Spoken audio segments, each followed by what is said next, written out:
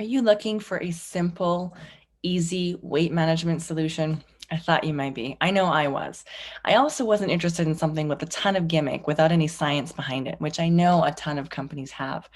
The company I'm about to share with you actually has 12 of their own clinical studies. And for me, with my science-based background, I needed to know that. I also needed to know the product worked. And so I was introduced to the group that over had 125,000 members in it, all supporting amazing stories of weight management, weight loss, hair regrowth. Oh my gosh. Not surprising though, considering the product itself has won numerous awards in and out of the nutraceutical industry, which I think is pretty incredible. Pretty exciting as well is the fact that it's made with their patented technology, 7 international patents on the collagen in this product, made entirely from chicken sternum. Chicken sternum, why? Because it most closely mimics the collagen that our own bodies create. Now, I'm a 36-plus-year-old woman, and so making sure that I'm maintaining and taking care of and trying to reverse the clock so I can age gracefully is super important to me. Making sure I'm taking products that are safe, making sure I'm taking products that are approved, and making sure I'm taking products that I would be happy to share because there's integrity at the top. So this company is a values-based company, which I absolutely love. Not only do I love that, but I love the flavors. This is mango. Mango's my favorite. This is from the Modera company, which you've heard me talk about before. One simple spoonful a day. In the morning, I can add it to my coffee if I feel like it. I don't add the mango, I add the vanilla to my coffee, but I can add a simple spoonful to my day. It tastes awesome. It tastes amazing. And it's helping my body to maintain the figure that I've worked to get to. Why not? Now, if you're looking for some weight management, this is going to help curb appetite. It's going to help your body to function as best. And we know that when you do something like that and you make wiser choices, your body says thank you. This is part of an entire system called the Lean Body System. I will make sure to post information for that below, or you're welcome to scan the QR code, which I know is going to be somewhere in the screen if you're watching this on YouTube. If not, head over to modere.ca. That's MODERE, modere.ca, or modere.com, and use code 5579027. Again, 5579027 to save $10 on your next order, regardless of what you put in your cart. Thanks so much. Have a great rest of the listen. All right. Well, welcome to another episode of the Create the Ripple podcast. I am your host, Candice Smiley, and here we talk about trusting the niggle and telling the truth. Now, if you're new here, of course, you know the drill. We're going to ask you to subscribe, to follow along, to share. And the real reason for that is that for those of us who are taking time to create content like this, it's really the air high five that what we're doing is having an impact on you and your lives. But if you want to sit back and listen and just see what we're about, today's episode has actually got me quite jazzed. I'm looking for a different word, Mandy, because I always say excited. And the problem is I really love what I do, which is, connecting like this. So my guest today is actually a CEO. I'm going to let her share who she is, what she's about, and what she's done. But when I had a look at her bio, oh, Mandy, it's like you were looking at my to-do list for this year, and learn to meditate was one of them. I do backcountry camping, and my listeners will know that. And I think that's where I find a lot of my meditation, but sometimes bringing it home is not always so easy. So without any further ado, there you go, guys. That's your spoiler. Mandy, why don't you let us know who you are, what you're about, give us a bit of your bio, and then I got some questions for you. Okay, awesome. Thank you. Well, I'll try to keep it short and sweet. So maybe we'll save some surprises for the questions. You can find out more about me then. But just even as you and I were connecting in the beginning here, yes, we're fellow moms. So I usually start first and foremost with kind of the messiest areas of my life, which is momhood. The messy, this is where you really learn, how to fail and to fall down and fall up at all these great things. So yes, I am absolutely first and foremost a mom. And I have a 19-year-old daughter, a 16-year-old son, and a 14-year-old son. So I'm in an interesting phase of motherhood right now, trying to just figure it all out, I would say. And meditation, I'm only sharing that part with you now because meditation is a really big part of that. And how do I integrate this into my life in a way where I can learn to let go maybe a little bit more easily and be more comfortable with change and transformation in our relationship? So that's been where a big one of those lessons has come in my life is as a mom. I am also not anymore, but I began my career as a personal trainer and as an athletic conditioning coach. So I started, I think, I don't know, 23 years ago or so now, in, I'll just say, physical health. And I grew up as an athlete, so it was a very natural transition point for me. However, that being said, what I noticed very early in to my career was that whatever was happening in the body was obviously directly connected to what's happening in the mind. And so maybe only a couple of years in, I took my first yoga training, because at that time, meditation was only for the wild, crazy hippies that were out there. So limping into mental health through the form of yoga, for sure, because you can't just get all of these people that are there to move their bodies to just sit down and to talk about, what's causing them stress. So I thought, how can I keep them moving and maybe open their hearts a little and get the emotion going? So then I started teaching yoga about 20 years ago. And then and I always go by the ages of my kids. And how old were they when I did this? When my daughter was just a baby. So 18 years ago, I started what would become like probably the greatest pathway to where I am now. I started a lot of my training with my teacher, who is Dr. Deepak Chopra at the Chopra Center and Chopra University in California, and went back and forth every few months between California and Edmonton for probably about 7 or 8 years, learning, and then eventually also helping out and teaching a little bit there as well, which has been beautiful to be able to come back and to give full circle. But the fascinating piece, and I think as women specifically, whether you know this or not, what we do well is that we are weavers, meaning that we're always learning things, right? And sometimes we learn because we feel forced to learn because there's a problem. And, we have Google now, which, to be honest, like wasn't really a huge thing when my kids, especially when my daughter was a baby. Right. So we had to talk to other moms and get books from the library. But we are these beautiful weavers that are always amassing all of this information and this knowledge. And I felt like that's what I was doing, is I was learning at the Chopra Center. Yes, meditation, and I became a certified meditation teacher, but also Ayurveda, which is an ancient science of integrative medicine and integrative healing. And so I'm an Ayurvedic master educator. Yoga, I went through also their whole yoga program, which I love because it doesn't have a huge focus on the body, but it has a much bigger focus on how am I honoring my body? How am I moving my body? When am I moving my body? How does that make me feel? What comes up for me? So it was a different approach for me coming in as the athlete that just wanted to win at everything. So I mean, I did that back and forth forever, and would just kind of sew it into all of my training and into my family life. And then I would say, and again, it's hard because I think we just lost like a year and a half of time. So I don't really know what happened there.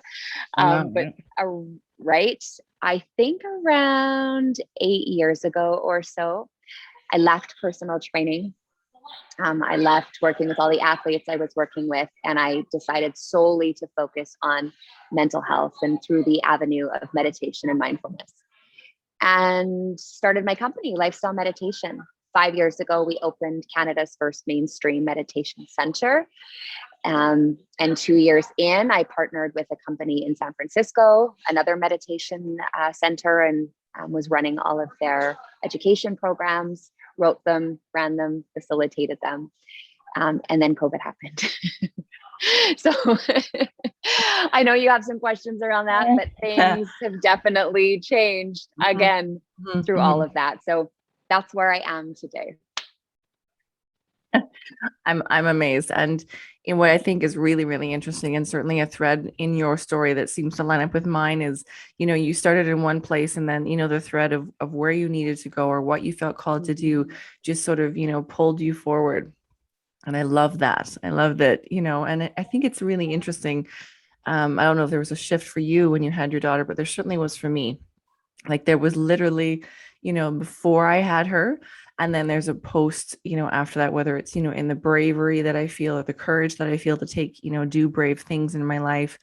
And that's really had a big shift, I think, in terms of how do I make my life so aligned because of this little person who's literally, and you're right. We were literally weaving the bits and pieces. Somebody asked me recently, like, how do you how do you do it all? I don't know. You're like, I don't. I don't. But I do a lot of it. But yeah.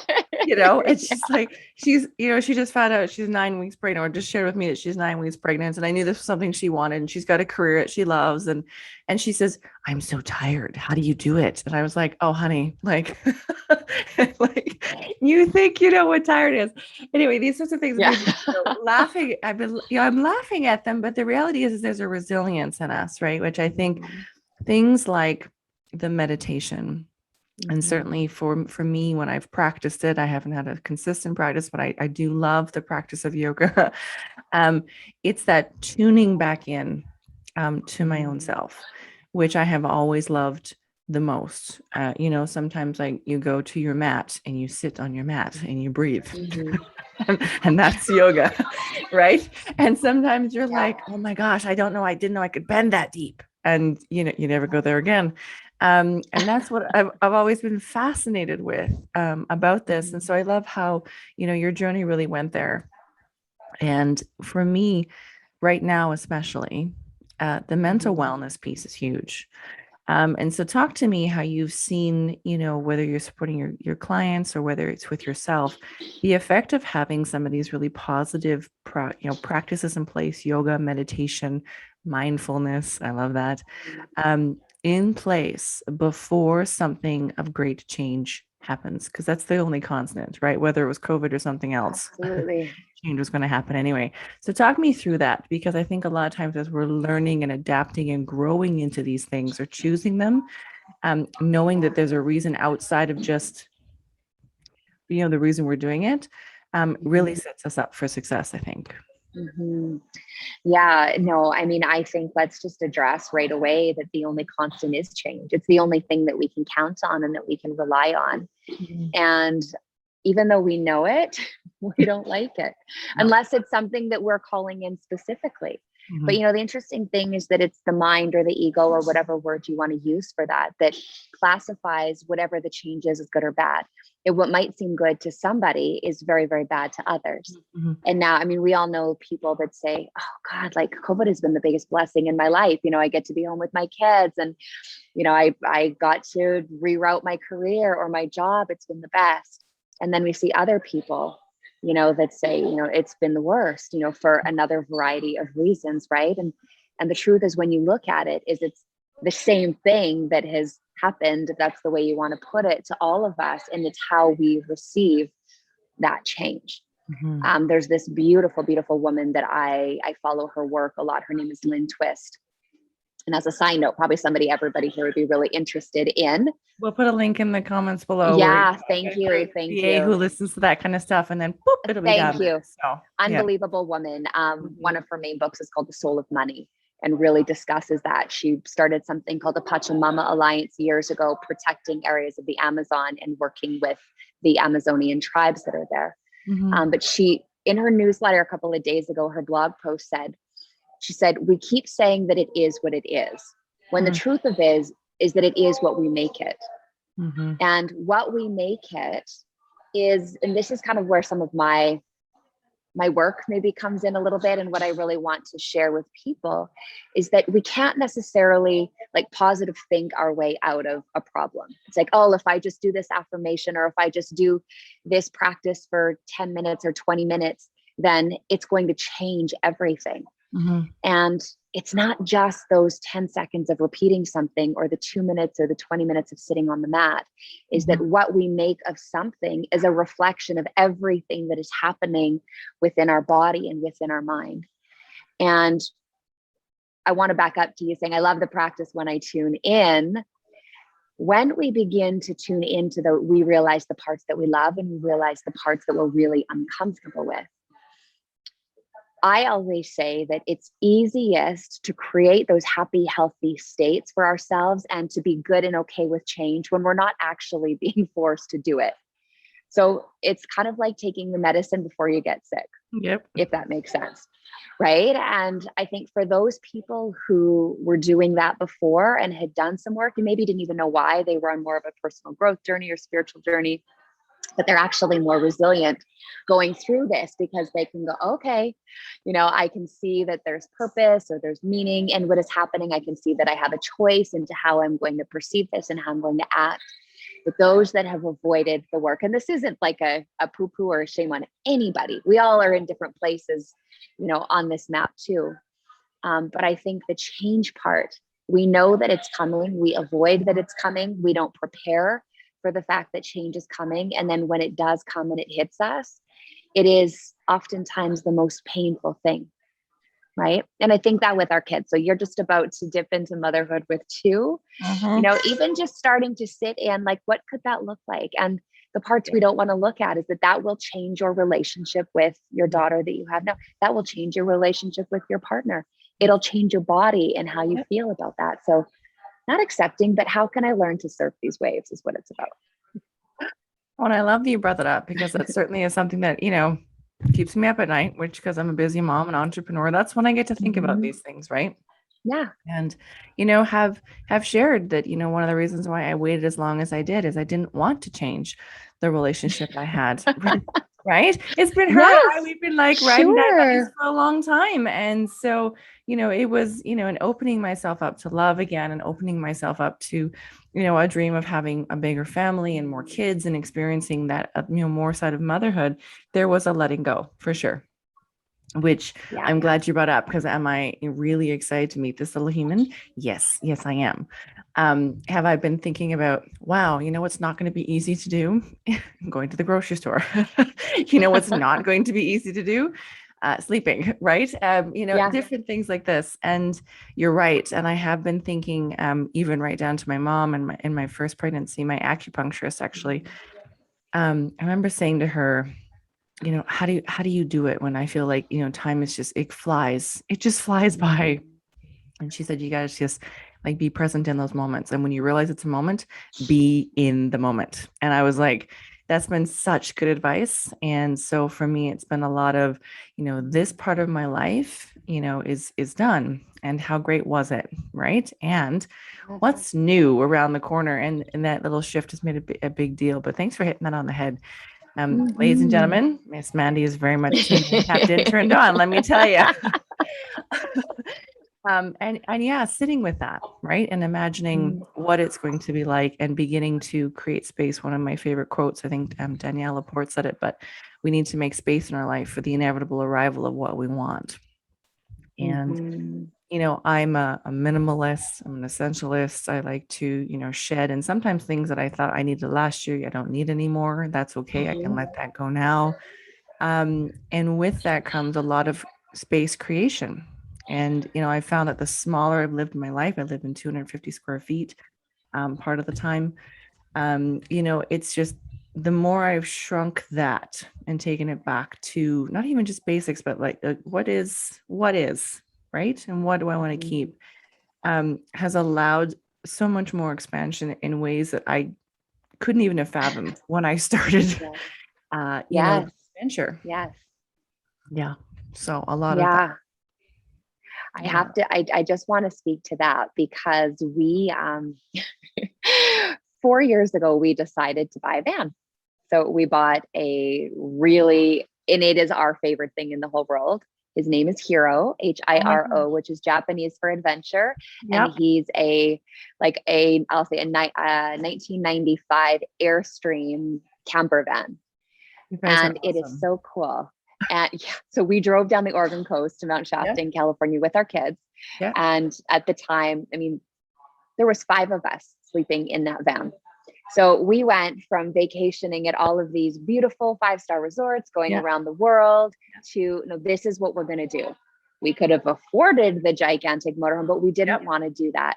And so basically we have an L-shaped bench. So we can squish 2 people on one, 2 people on the other. And then we had the baby who was like 8 or 9 years old. Well, where are we going to put him? Yeah. So night 1, this is my favorite story. I love this because we have a Westie van. So we'll have, that's so cute. You're going to have to get creative too, right? But he's like, I can sleep underneath because there was enough of like a half of his body would be open in the entryway. And then the other half, he's like, I'll be on just like a bunk bed. So night 1, we get all tucked in and our golden doodles in the bed and 5 minutes in, my baby says, I can't sleep here. I'm too claustrophobic. So he crawls in between my husband and I. This is already like the size of a single bed with both of us in the middle. Mm-hmm. And my husband and I look at each other. We're like, okay, we're in here for 3 weeks. We're going to need another plan. So I do what I do best and I say, okay, universe, can you please deliver me some sort of like kind of flash idea? Well, I woke up in the morning and I'm like, I know what we need to do. We need to find a camping store. We bought a hammock that comes in a thing this big. We tied off the ends, the knots, and we slammed it in the driver's door, the passenger door, and across the 2 front seats, we have a hammock that you wouldn't even believe it. But by the 3rd night, everybody was fighting over that hammock because it was the most comfortable. Spot. But we would pull into certain campsites and people would they'd bring us food. They'd feel so sorry for us. They would think, oh my God, is this family living out of this van? Like feeling bad for us. And this one older couple, I don't know, somewhere in the middle of Northern California, I don't know, like, why don't you come over and have dinner with us and tell us your story and how did you get here? We kind of look at them for a second and we're like, oh, you think we live? No, we chose this. We have a 6,000 square foot house in Edmonton, which nobody ever sees each other. Yeah. This has been the most joy of our entire life. And then we, just before COVID, we downsized to a skinny home. And it's like, how much more minimal can I get? Because to what you said, the more minimal we become, the more room for expansion. And it has been nothing but an expansion of joy and love and adventure and creativity. And like when people say, what do I need to do to make myself happier in my life? I say, start getting rid of shit. Yep. No, I right? I love that this has gone here because I did not expect us to go here. No, me neither. for my listeners, right? They know I do a lot from an intuitive space, and I love just seeing where the conversation goes. We don't prep these things beforehand because I think it's really fun. But this is so cool. So yeah, we have a Westy van which we borrowed from Mark's parents. That's my partner, and it has been the highlight of my life we're leaving tomorrow to do like one last trip. Yes, I am 33 weeks pregnant. We're going again.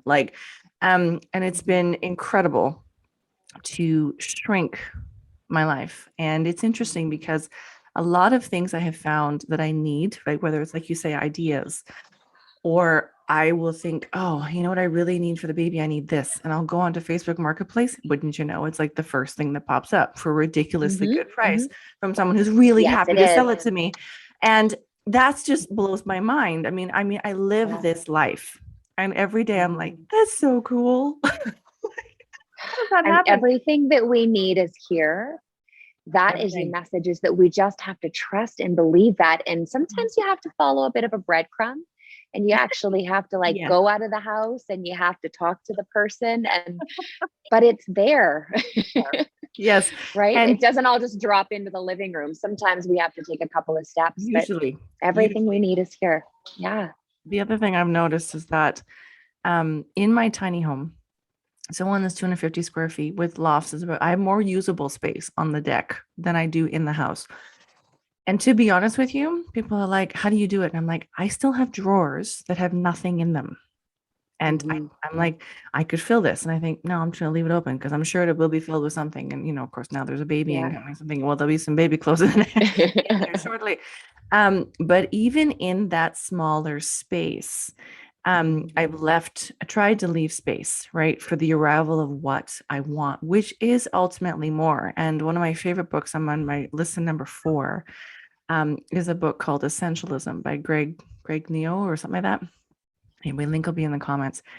But he talks about like a winning, and it's all about work, right, and choosing those things, but like what is important now. And I think for me, this essentialism is really linked to that minimalism, right? So it's like you can unfollow, you can unfriend, you can say no. And in fact, you must say no, right? And I think about this all the time, that some of the things I've been able to say yes to, especially in the last few years when I've really been committed to saying no to more things more often, sometimes for no really good apparent reason other than I'm like, this is just a no. I don't know why it's a no. And never fails within a few days or even a few hours. I'm like, oh, I know why I needed to say no, because I needed space, Absolutely. energy, time, whatever it is for this other thing that just showed up. Because he talks Yes. about the value of trade-offs. And I love how you talked about that. You're like, no, we do have 6,000 square feet. And our trade-off has been to come together. And this is what we're experiencing, right? Like you're saying, well, I want to be happier, let go of some stuff. Yeah. Yeah. Yeah. No, and thank you for sharing that. I'm going to check that book out too. But I Yeah. mean, I definitely feel that way. And I think something that is a really important message for the times was something that came to me 10 years ago on my first trip to India with my husband. And Mm. it was our 10-year wedding anniversary. Right. And so we decided to go to India, and we had a private guide for the first week. And he's become a friend and just an amazing man. But it was 2009, I suppose it would have been ish, because it was right kind of, it was in the thick of the US economic crash. Sure. And he had asked us the question. He said, so you guys are in Canada. How is Canada? Because we're watching, on the news and obviously through social media from India, like how awful things are in the US. How is it in Canada? And I said, to be honest, like it's actually been good. In fact, we're having a hard time getting enough workers, to open checkouts at Walmart right now. Like it's a bit of a thing. And I said, but I have a lot of friends in the US and friends who are business owners. I said, who've lost their homes and they've lost their cars and they've lost their businesses. And he looks at me and he said, well, who did they lose them to? And I said, well, I suppose the bank. And he said, well, who did they belong to in the first place? And I said, I suppose the bank. And he said, it's interesting. He said, because the reason why, according to, gross domestic happiness, as we measure that too, why there's areas all over India, being one of the areas where it's the most poverty stricken in the whole world, but they are the happiest. He said, the main difference between India and between the US is that when you don't have a lot to lose, is that you tend to be more content in your life. And I think even right now, with all of the things that we feel that we've lost, and for certain people, and I'm one of them, who going to BC to my property tonight, and there's Yep. things I can't do and places that I can't go for my own health reasons. Mhm. And I'm okay with that. And people are saying like, well, what if you can never get on a plane again? And what if you can't go into a restaurant? And the truth for me that became obvious a really long time ago is that when I've lost everything, what is the most important thing to me? And as long as I have my family and I have my own health and well-being, that's all that matters. Mhm. And I mean, sometimes maybe then I don't value as much as I should. Yes. Stuff, I let it kind of come in and leave. And oh, sorry, did I just regift that thing that you Yes. gave Sorry. Yeah. me? Oops. Yeah. But at the same time, I think that this is like Mother Nature, and this is Father Universe, giving us a bit of a spank on the back end, saying, you guys forgot. You guys forgot. So this is how we're going to teach you that lesson. And I guess it's just my prayer and my hope every day that we can learn these lessons sooner rather than later and come back to what really is important. I saw someone made a post on social media, that we had said we wanted more time. We had said we wanted more this. We had said we wanted all these things. And, regardless of how it came packaged, that's what COVID gave us. Right. Yeah. Yes. Um, and I was sharing this with a friend, because when I'm currently pregnant, it's really easy for me to be an advocate for myself, right? I can't because, right. Mm-hmm. And I think Mm-hmm. to myself, how do I take some of that, right? So from this space, right, of being pregnant and saying I'm choosing to slow down because I'm, expecting a baby and I'd like to be prepared for that, or, COVID's had this hit, so I'm choosing not to spend so much time. Why did I need an excuse to do Yes. those things, right? I would call Yeah. myself an empowered woman who speaks her mind and her truth, yet where does that come from? And that's something I've been sort of diving down, my quiet rabbit hole moments, is how do I take those lessons and that awareness, even forget the lesson, but that Mm-hmm. Mm-hmm. awareness that I've been given, and bring it, forward, because I like that part. And I have a sense that, the work that you do with the meditation and stuff allows for that. And Mm-hmm. maybe that's part of the lesson when you're on the mat, right? Is how do I, take this and then bring it forward. Absolutely. And I feel like, I mean, I've been teaching meditation for a long time now, and it's definitely gained in popularity, for a variety of reasons. But I think it's, specifically hitting people in the stress button, more than anything. People can't sleep. Like, what are the impacts of stress, right? People are having a hard time sleeping. They're having a hard time, with their metabolism and digesting food, and they're having disturbances there. They're having a hard time in relationship. There's a lot of anxiety. There's a lot of depression. There's a lot of anger. And then somebody says, hey, try meditation. And now, and I've seen behind the scenes stats on Apple, like how much Headspace is making and how much Calm is making. And it is ridiculous. And I'm so grateful that those apps are there. But if we don't actually expand that learning into the rest of our lives, is it can also become a Band-Aid in the same way that scrolling through social media or flipping on, I don't know, some Netflix series, right? We definitely need the piece of, I'll say distraction for lack of a better word, or for unplugging. We need that. But if we're always running to that without creating a sense of integration, so that when I step back into my life, I can kind of drag some of those lessons with me, or I can drag the feeling or the experience with me. I've seen a lot of people, and my husband was one of them for years, is that he was a crisis meditator. He would only meditate when he was in full on crisis. Right. And maybe that is you. That's funny. It's a lot of people. Crisis meditator. I'm like, yeah, I'm it's good. And yes, carry on. It's a thing. You're like, okay, I need to do this right now. Yeah, for sure. Yeah, you can relate. Okay. Yep. Okay. So, but then the more crisis that you're in, and this is where we need to have teachers though, not just an app. An app will give you the experience, but it won't give you the whole education.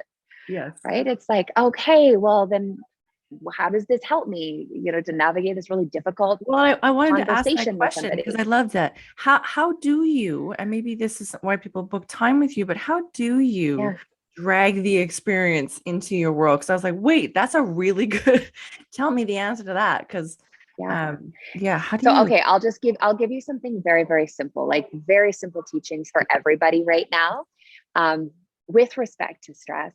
And it's probably one of the most impactful ones for people. So most of us can relate to Maslow's hierarchy of needs. I do this. I got some broken fingers here right now. The triangle. Okay. We have the physical needs at the bottom. We're all familiar. We need to eat food. We need to drink water. We need our physical body to be safe from harm or illness. And then believe it or not, we have another need to procreate, which definitely drives, stuff. But I would say for the majority of people likely listening right now, those needs are not the ones that are causing us the most amount of stress. Okay. It's the next layer up. So the next layer up are your psychological needs. And however you want to slice it, whatever Maslow's saying or Tony Robbins, or they kind of have their own way of packaging, which is the same 5 needs. Now, this is important. We have this psychologically, we have a need for safety. So just think about everything that's happening on social media right now. Somebody's yelling at you. They don't even know who you are, but you immediately feel unsafe. And they're not there like holding a weapon to you. So we have a need for safety. We have a need for unconditional love. And this isn't a, Candice, I'm really going to love you when you do this for me, right? You don't need to do anything to be worthy and deserving. I can just love you as you are, regardless of how we see the world. I see that we're both mothers. We are daughters. We are maybe sisters. We're friends.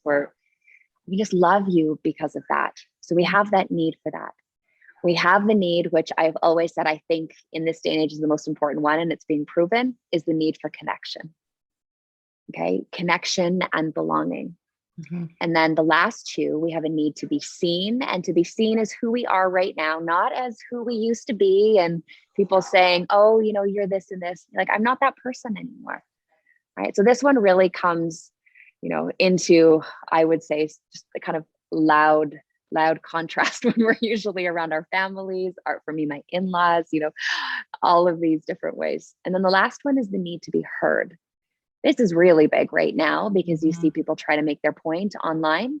And if they're not being heard, they put the caps locks on, the exclamation marks, and then the emojis, and then the gifs, and they're still stomping their feet because they don't feel heard.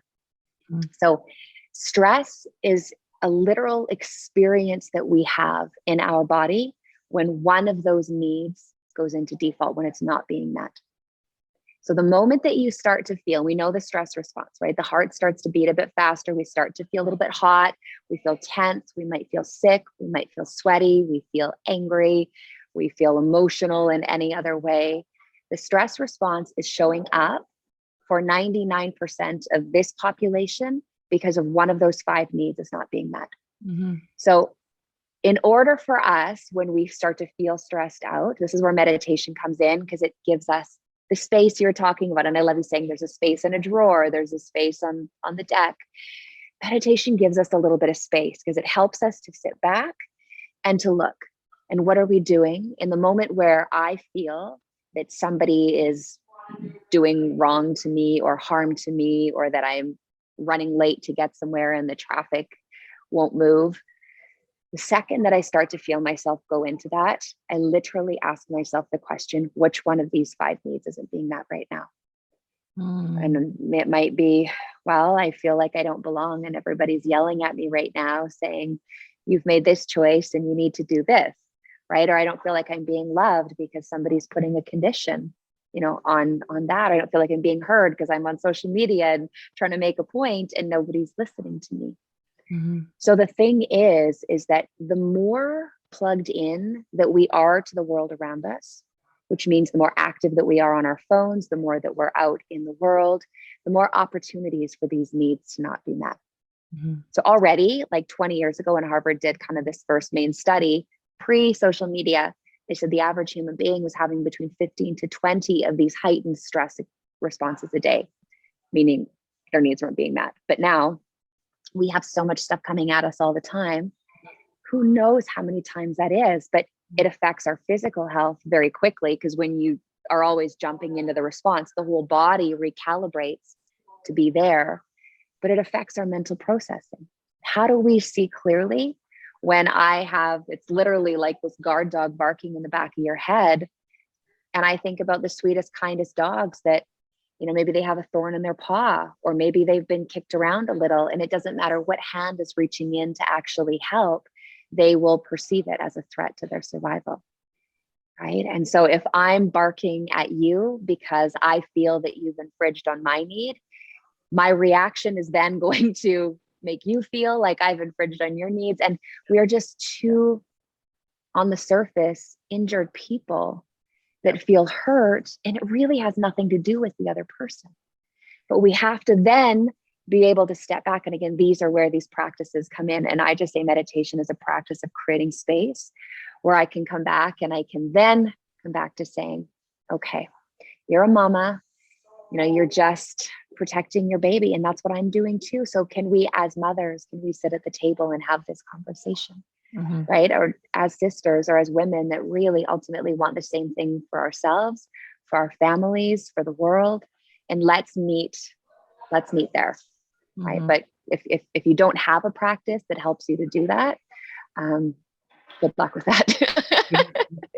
Good luck with that. It's hard. It's hard. I love that. And how powerful is that? And I think awareness is huge. That's a huge part of the trust the niggle and tell the truth is you have to look at the niggle. You have to look at that thing and ask yourself what is being triggered or what need isn't being met. And we have to be honest with ourselves first, right? Yes. And that telling the truth, I talk about it all the time. It's less about telling the truth to the world. It's about telling the truth to yourself. Because for me, yes, Candice. I find when I'm like, oh, I am currently feeling this. Yeah. No, right?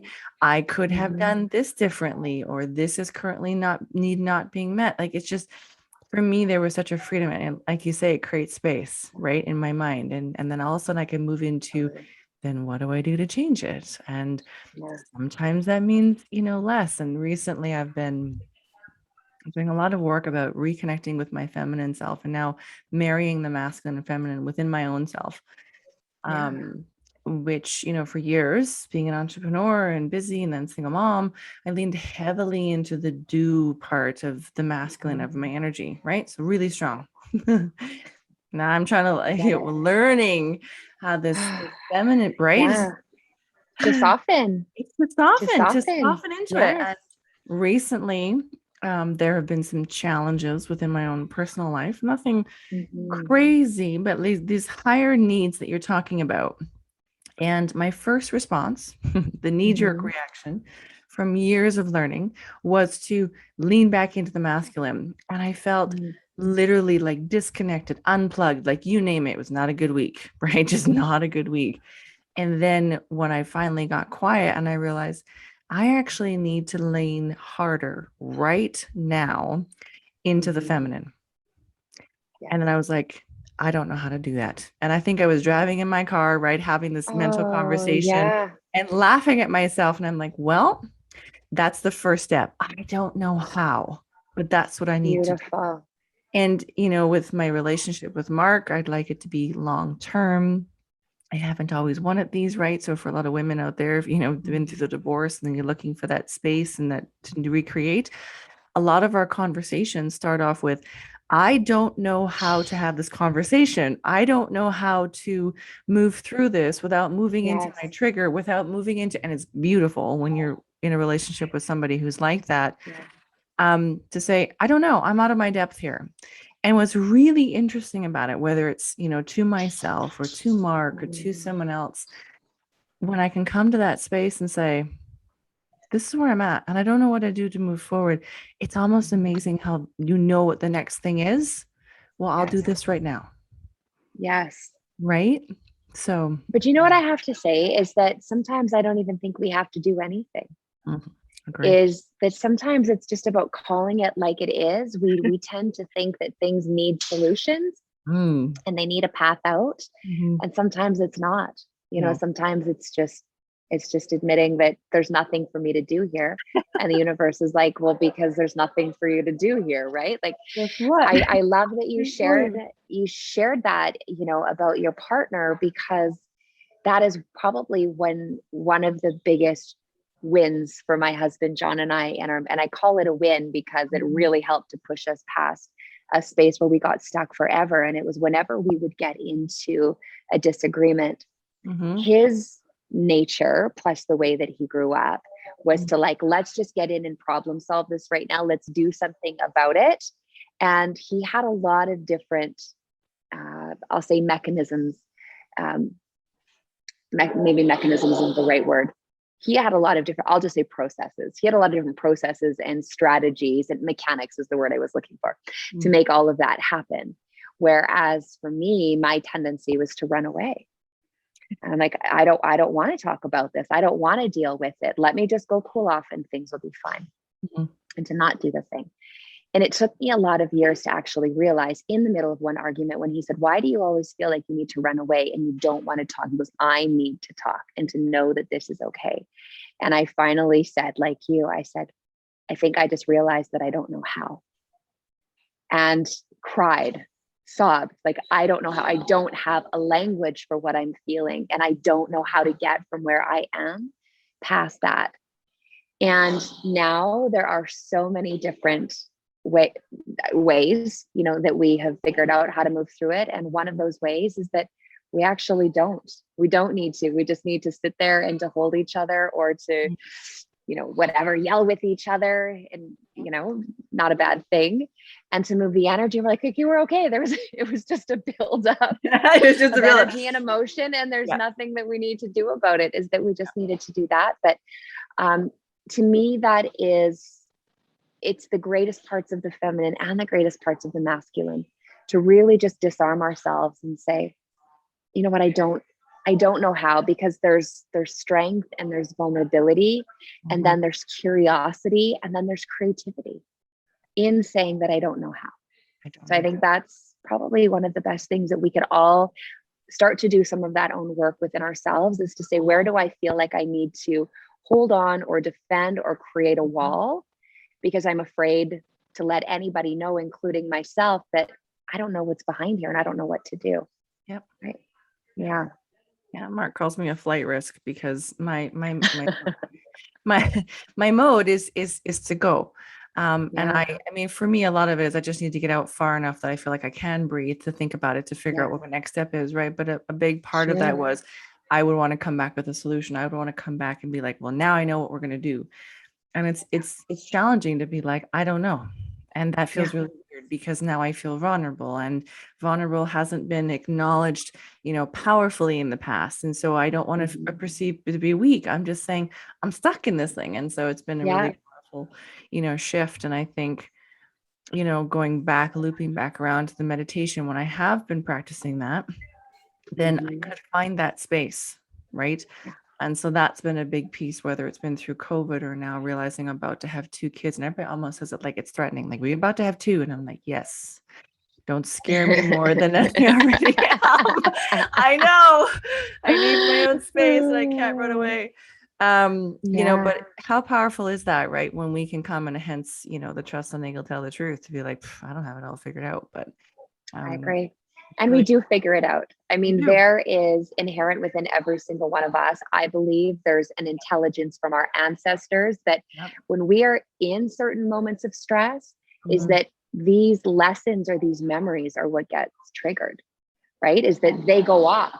And if we keep trying to deflect it, then we don't remember. And I know for me, and I've shared this story many times in, in some of my classes, and other students have shared the same thing, that I'll be in a situation and I'll just all of a sudden I just call it like I'll get this hit, or I Mm. just need to do that, and I'll do it. And my mom or my dad or somebody will say, like, how did you know how to do that? That's what great grandma so and so used to do, or she would always do that. And I'm like, it's in me, right? And you have all of your wisdom within you, and we know these things. And then also beyond our family lineage, like I remember when I had my daughter, good Lord, like I mean, I'm not going to get into the whole story. This Nobody needs to know everybody's birth stories all the time, but I actually I was in a public room. A ward was where there were 6 of us, and laboring at 22 years old, 23 years old. And there was no visiting after 11 o'clock allowed.